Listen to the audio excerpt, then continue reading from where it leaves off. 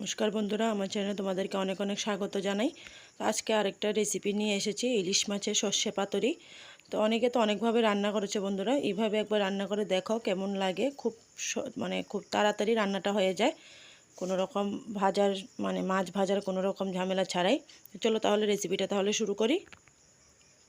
তো এদিকে আমি ইলিশ মাছগুলো কেটে ধুয়ে পরিষ্কার করে নিয়েছি, লবণ হলুদ মেখে রেখেছি। এখন এগুলো রান্না করব। তো চলো দেখাই তাহলে। এগুলো আজকে ভাজবো না, কাঁচাই রান্না করব।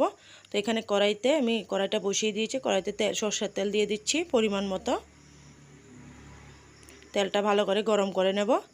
কাঁচা সরষের তেলে কাঁচা তেলে যদি দেওয়া হয় তাহলে একটা তরকারির মধ্যে একটা কাঁচা কাঁচা গন্ধ থাকবে। যেহেতু এটা তেলটা ভালো করে গরম করে নিতে হবে। তো এখন দিয়ে দিলাম ফোড়নে কালো জিরে। ইলিশ মাছে তো একটু কালো জিরে ফোড়ন দিলে ভালোই লাগে। তো এখন দিয়ে দিচ্ছি পেঁয়াজ বাটা আর আদা বাটা একসঙ্গে বেটে রেখেছি, সেটা দিয়ে দিচ্ছি। তো এটা দিয়ে একটু নাড়াচাড়া করে নিচ্ছি, একটু ভেজে নেব, সামান্য একটু ভেজে নেব।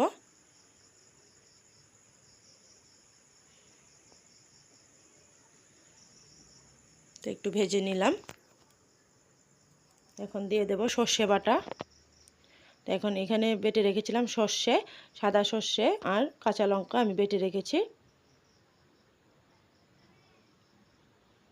এটা একটু নাড়াচাড়া করে নিচ্ছি।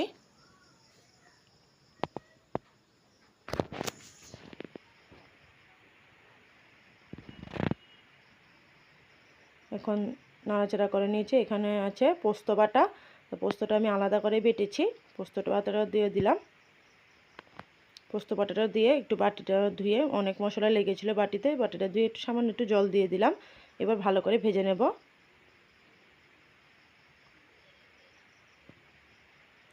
এবার এখানে দিয়ে দেব স্বাদ মতন লবণ। তোমরা বুঝে দেবে, যেহেতু মাছে আমি লবণ মেখে রেখেছি সেজন্য আমি আমার পরিমাণ মতন লবণ দিয়ে দিচ্ছি। আর দিয়ে দেব হলুদ গুঁড়ো। এখানে আমি আজকে কোনো লাল লঙ্কার গুঁড়ো ইউজ করব না। আমার কাছে মনে হয় সর্ষে বাটাটা লাল লঙ্কা দিয়ে খেলে সর্ষে বাটার যে একটা টেস্ট থাকে, ওটা যেমন চলে যায় আমার কাছে মনে হয়। তা আমাদের বাড়িতে এভাবেই রান্না হয়। আমরা লাল লঙ্কার গুঁড়ো সর্ষে বাটাতে লাল লঙ্কার গুঁড়ো ইউজ করি না সব কিছুর মধ্যে, সব কিছুর ক্ষেত্রে বলছি না। তো এখন মশলাটা ভালো করে ভেজে নিয়েছি। এখন যে মাছগুলো লবণ হলুদ মেখে রেখেছিলাম সেগুলো দিয়ে দিলাম, দিয়ে ভালো করে মিশিয়ে নেব। এপিট ওপিট ভালোভাবে মশলাটা লাগিয়ে নেব।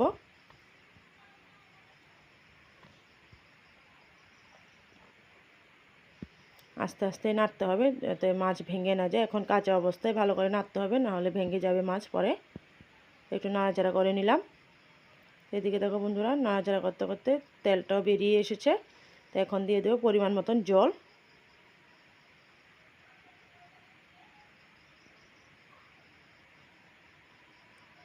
বেশি জল দেব না, একটু গ্রেভি গ্রেভি নামাবো। ভালোভাবে মিশিয়ে নিচ্ছি।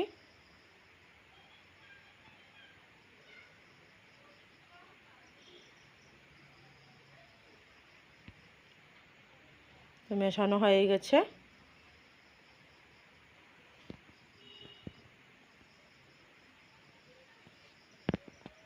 এখন উপর থেকে দিয়ে দেবো কাঁচা সর্ষের তেল।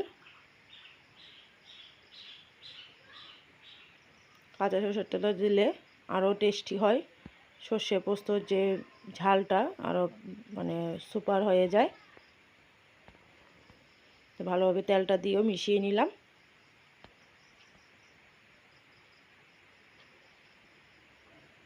আর উপর থেকে দিয়ে দেবো কাঁচা লঙ্কা চিড়ে রেখেছিলাম। তো কাঁচা লঙ্কাগুলো দিয়ে দিলাম। তো এগুলো একটু মিশিয়ে নিচ্ছি। মিশিয়ে নিয়ে আমি ঢাকা দিয়ে দেব। ঢাকা দিয়ে আমি ভালোভাবে ফুটিয়ে নিয়েছি। তো দেখো, একটু নাড়াচাড়া করে নিয়ে আলতো হাতেই নাড়াচাড়া করতে হবে, নাহলে ভেঙে যাবে মাছগুলো।